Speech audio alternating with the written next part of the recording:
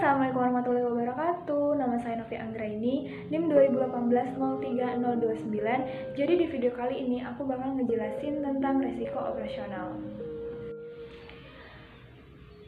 Resiko operasional merupakan resiko kerugian yang diakibatkan oleh proses internal yang kurang memadai, kesalahan manusia, kegagalan sistem, maupun adanya kejadian eksternal yang mengakibatkan atau mempengaruhi operasional bank. Dan dalam pengendaliannya harus menyediakan keyakinan yang memadai dan sehat dan dapat menghasilkan pelaporan yang dapat dipercaya. Kategori resiko operasional ada 4. Yang pertama, resiko kegagalan proses internal.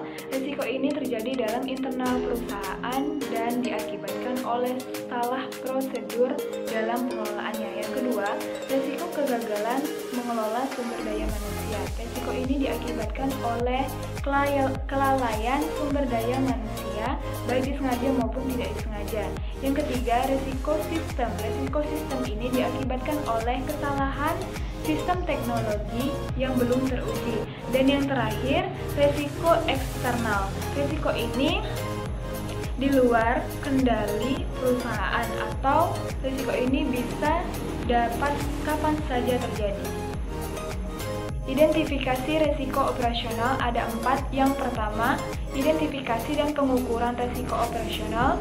Yang kedua, pemantauan resiko operasional. Yang ketiga, pengendalian resiko operasional. Dan yang terakhir, sistem informatika manajemen resiko operasional. Penerapan manajemen risiko ada 3. Yang pertama, pengawasan aktif Dewan Komisaris, Direksi, dan Dewan Pengawas Syariah.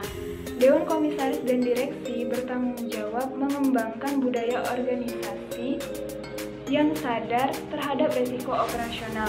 Dewan Komisaris memastikan bahwa kebijakan remunerasi bank sesuai dengan strategi manajemen risiko bank.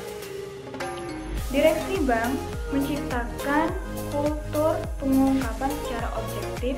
Dan yang terakhir, Dewan Pengawas Syariah harus melakukan evaluasi terhadap kebijakan risiko operasional bank.